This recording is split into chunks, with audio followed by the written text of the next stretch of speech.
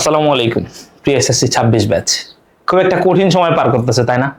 একেতে তোমরা কঠিন সময় পার করতেছো কারণ সামনে পরীক্ষা। প্রত্যেকটা পরীক্ষার আগে মানুষ নার্ভাস হবে, এটাই স্বাভাবিক। এটা তোমার না সারা জীবন থাকবে, ঠিক আছে? একদম মৃত্যুর আগ পর্যন্ত এই নার্ভাসনেসটা থাকবে। এবং আমি এটাকে পজিটিভ ভাবে দেখি, ঠিক আছে? কারণ তুমি যে নার্ভাস আছো তার মানে তোমার একটা প্রস্তুতি নিতে হবে, তাই না? তুমি নার্ভাস আছো কি পরীক্ষায় কি হবে না হবে, এই টেনশন তোমার ভিতরে যত কাজ করবে তোমার পড়ালেখার স্পিডটা কি তত বেশি বাড়বে, তাই তো? তো এটাকে পজিটিভ কাজে লাগাইতে হবে, হতাশ হয়ে আবার একদম পড়ে যাওয়া যাবে না। এখন এর ভিতরে না আমি আজকে তোমাদেরকে কিছু আশার বাণী দিতে দিতেছি। আশার বাণী বলতে কি শুনবা? সবাই শুধু তোমাদেরকে বলতেছে কোশ্চেন কঠিন হবে, এবার এই হবে সেই হবে, নতুন শিক্ষামন্ত্রী আসছে। এই যে আমি রাখছি আমাদের হচ্ছে শিক্ষামন্ত্রী, সেটা হচ্ছে মিলন সাহেব।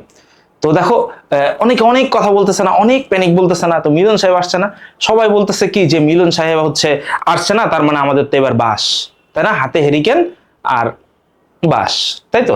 তো কথা হচ্ছে আমার মতে মনে হইতেছে যে উনি তোমাদের মতে আশীর্বাদ হয়ে আসছে।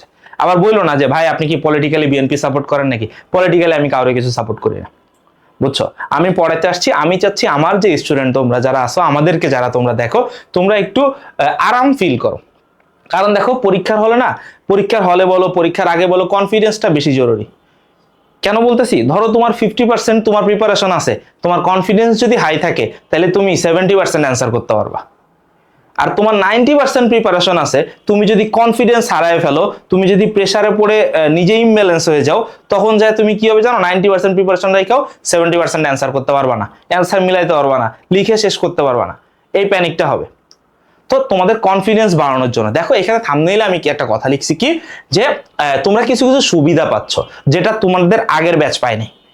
হ্যাঁ, আগের ব্যাচের সাথে তোমাদের কম্প্যারিজন করবো, বুঝছো? যেই সুবিধাগুলো তোমরা পাচ্ছ, সবাই শুধু বলে না, প্রত্যেক ব্যাচে এই কথাটা বলে। এসএসসি 25 বলছে যে আমাদের সাথেই সবাই পারে, এসএসসি 26ও সেম কথা বলছে। হ্যাঁ, সামনে যারা আসবে তারাও সেম কথা বলবে, কিন্তু তোমরা তোমাদের আগের ব্যাচের থেকে কি কি সুবিধা পাচ্ছ সেই সুবিধাগুলো নিয়ে একটু আলাপ করবো। দেখো এর ভিতরে সর্বপ্রথম যেটা কথা, সর্বপ্রথম হচ্ছে কথাটা একটু খেয়াল করো, একদম ফার্স্ট পয়েন্ট তোমাদের হচ্ছে কি শর্ট সিলেবাস। একদম ফার্স্ট কথা হচ্ছে তোমাদের শর্ট সিলেবাস। দেখো তোমরা কিন্তু অনেক লাকি ব্যাচ, বুঝছো? কারণ তোমাদের নিয়ে অনেক সিনিমিনি খেলা হয়েছে। সিনিমিনি খেলা বলতে কি, তোমরা যখন 9-10 মানে এই যে বইয়ে পরীক্ষা দিবা, বইটা যখন পাইছিলা ছিল হচ্ছে তোমাদের 9-এর এক বই ছিল, 10-এ ওঠার পরে তখন ছিল আওয়ামী লীগ সরকার, পরে মাঝখানে আসলো কি ইউনূস সরকার, আর একটা বই দিল, এবার পরীক্ষা দিচ্ছ কি বিএনপি সরকার। তো এইরকম লাকি ব্যাচ কয়টা হয় ভাই? তো খেয়াল করো, সর্বপ্রথম পয়েন্ট কি তোমাদের শর্ট সিলেবাস, যেখানে যেখানে এর আগে এসএসসি 24 এবং 25 ওরা দুইজনই কিন্তু কি করছিল, ফুল সিলেবাসে পরীক্ষা দিছিল, তাই না? তো দেখো এসএসসি 25-এর রেজাল্ট খারাপ হওয়ার পিছনে কারণটা কি ছিল? প্রধান একটা কারণ ছিল ওদের ছিল ফুল সিলেবাস, হঠাৎ করেই, যেটা তোমাদের নাই। তোমরা কিন্তু শর্ট সিলেবাসে পরীক্ষা দিচ্ছ, তাহলে এই তুলনায় কি তোমরা প্রিপারেশন নেওয়ার জন্য কি একই জিনিস বারবার রিভাইজ করার জন্য বেশি সময় পাইছো। এটা হচ্ছে প্রথম সুবিধা তোমাদের, ঠিক আছে? সেকেন্ড সুবিধা তোমাদের কি আছে দেখো, সেটা হচ্ছে মার্ক ডিস্ট্রিবিউশনে কিছু চেঞ্জ আসছে। কি হয়েছে? মার্ক ডিস্ট্রিবিউশনে কিছু চেঞ্জ আসছে। দেখো দেখো শুরুর দিকের পরীক্ষাগুলো কি হয় তোমাদের, বাংলা ইংলিশ আইসিটি, এটা তো কমন সাবজেক্ট না, এই সরি বাংলা ইংলিশ ম্যাথ, ঠিক আছে? আর তোমাদের যারা সায়েন্স কমার্স আর্টস যেই হও না কেন, তোমাদের কি ইংলিশ আর ম্যাথ এই দুইটাতে ভীতি তো তোমাদের থাকে, আর বাংলাতে একটা ভীতি থাকে কি সম্পূর্ণ অ্যান্সার করতে পারো না। তো খেয়াল করো, সর্বপ্রথম যদি আমি বলি, দেখো এখানে দেখো বাংলাতে আগে তোমাদের সিকিউ লিখতে হইতো কয়টা? 7টা সিকিউ লিখতে হইতো। এখন সিকিউ কয়টা তোমাদের? 5টা, তাই না? এখন তোমাদের কয়টা? 5টা সিকিউ অ্যান্সার করলেই তোমাদের হয়ে যাচ্ছে। এটা একটা কথা। এটার সাথে তোমাদের কি আছে? দুইটা বর্ণনামূলক প্রশ্ন আছে। দুইটা কি আছে? বর্ণনামূলক প্রশ্ন আছে। এবং যে দুইটা যে বর্ণনামূলক প্রশ্ন, এইখানে 10 মার্ক করে তোমাদের 20 মার্ক। কিন্তু এবার খেয়াল করো, 20 মার্ক মানে কিন্তু দুইটা সৃজনশীল। তুমি একটা জিনিস খেয়াল করো, দুইটা বর্ণনামূলক প্রশ্ন লিখতে কখনোই কিন্তু তোমার 20 মিনিট সময় লাগে না।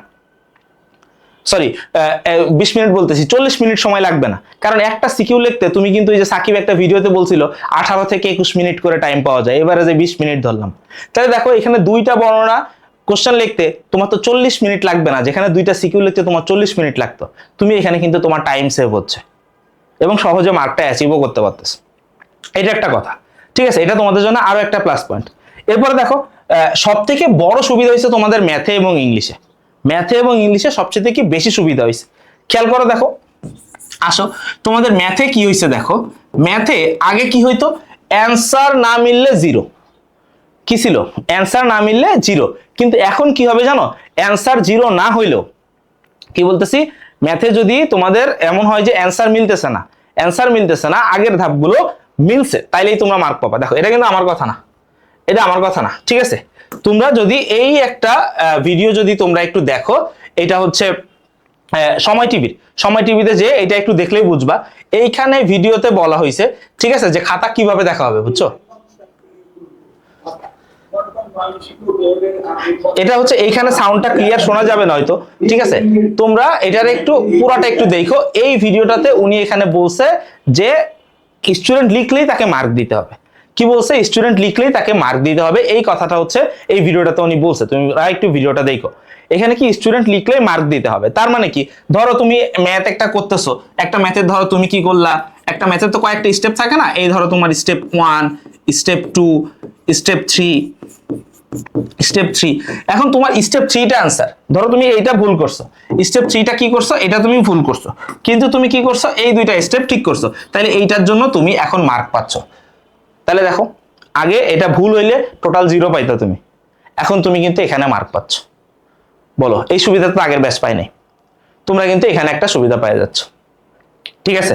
এই একটা সুবিধা তোমাদের জন্য অ্যাড হচ্ছে, যেখানে জিরোর পরিবর্তে। দেখো একটা জিনিস খেয়াল করো, ওই যে মিলন সাহেবকে নিয়ে আর একটা কথা বলি। দেখো তোমার ওই সময় একটা ভয় সৃষ্টি করতেছে না তোমাদের ভিতরে, উনি আসছে, উনি সিসি ক্যামেরা লাগাবে, আরে তো কি সমস্যা, নকল কি একটা ক্রাইম না? তো উনি চাইতেছে একটা ক্রাইম ঠেকাইতে, একটা অপরাধ কমাইতে, এখানে তো ভুল কিছু দেখি না। তুমি একটা স্টুডেন্ট, তুমি যদি পড়ালেখা করো, পরীক্ষার হলে তুমি নকল করবে, এটা তুমি কেমন এক্সপেক্ট করো? এটা তো একটা স্টুডেন্ট হিসেবে এক্সপেক্ট করা উচিত না। আবার আমরা তো ঠিকই আমরা কম্পোজিশন লিখি যে বড় হয়ে আদর্শ ডক্টর হব, আদর্শ শিক্ষক হব, সরকারি চাকরি পাইলে আদর্শ লোক হব। তাহলে আমরা ওই যে জেন আলফা তোমরা, তাই তো? তাহলে তোমরা যে বলতেছো আমরা সামনে আসলে দেশে কোনো দুর্নীতি রাখবো না, অথচ একটা নকল ঠেকাইতে ক্যামেরা লাগাইতেছে, এটা নিয়ে আমরা দুশ্চিন্তায় পড়ে গেছি, তাই আমরা নকল করতে পারবো না। তা নকল করে এসে তুমি কিসের দুর্নীতি ঠেকাবা? তাহলে ওইটা নিয়ে তো তোমার প্যানিক হওয়ার কিছু নাই। উনি কি কোথাও বলছে খাতায় মার্ক দেওয়া হবে না? বরং উনি বারবার ওনার স্পিচে বলছে যে স্টুডেন্ট লিখলে তাকে মার্ক দিতে হবে। এইটা আমরা ক্রস চেক করব, খাতা একবার দেখার পরে আবার চেক করা হবে যে মার্ক ঠিক মতো দেওয়া হয়েছে কিনা। স্টুডেন্ট লিখলেই তাকে মার্ক দিতে হবে, বুঝছো? এটা তোমাদের জন্য একটা প্লাস পয়েন্ট। এবার দেখো, আরেকটা প্লাস পয়েন্ট আছে কি তোমাদের ইংলিশের জন্য, আরেকটা প্লাস পয়েন্ট আছে কি ইংলিশে তোমাদের এবার দুইটা জিনিস অ্যাড হয়েছে না, 10 10 20 মার্ক। ইংলিশে তোমাদের 20 মার্ক। এবার একটা জিনিস অ্যাড হয়েছে না, সেটা হচ্ছে একটা হচ্ছে 10 মার্ক হচ্ছে অ্যান্সারিং ফ্রম পোয়েম, যেখানে 5টা কোশ্চেন আছে, 2 মার্ক করে 10 মার্ক। আবার থাকবে কি অ্যান্সারিং ফ্রম স্টোরি, ওইখানেও কি থাকবে তোমার 5টা কোশ্চেন থাকবে, যেখান থেকে 2 মার্ক করে 10 মার্ক। দেখো এর আগে কিন্তু এই জায়গাটা ছিল হচ্ছে টেবিল, যেখানে টেবিলটা হইলে ফুল মার্ক পাইতো, না হইলে 0 পাইতো। কিন্তু দেখো এখন যদি তুমি 5টার ভিতরে কথার কথা ধরলাম, তোমার প্রিপারেশন খারাপ, ধরো 5টার ভিতরে 2টাতেই তুমি 3 করে পাচ্ছ, 3টা করে অ্যান্সার করতে পারছো, যেখানে 5টা করা উচিত, তুমি 3 2 6 6 12 মার্ক পাচ্ছ না। অ্যাটলিস্ট 0 তো আর পাচ্ছ না, বেশি 0 তো আর পাচ্ছ না। তাহলে দেখো, বাংলাতেও একটা পজিটিভ পাইলা, তোমরা ম্যাথেও পাইলা, তোমরা এখানে এসে ইংলিশেও পাইলা। সবথেকে বেশি ফেল তো হয় ম্যাথ আর ইংলিশেই, তাই না?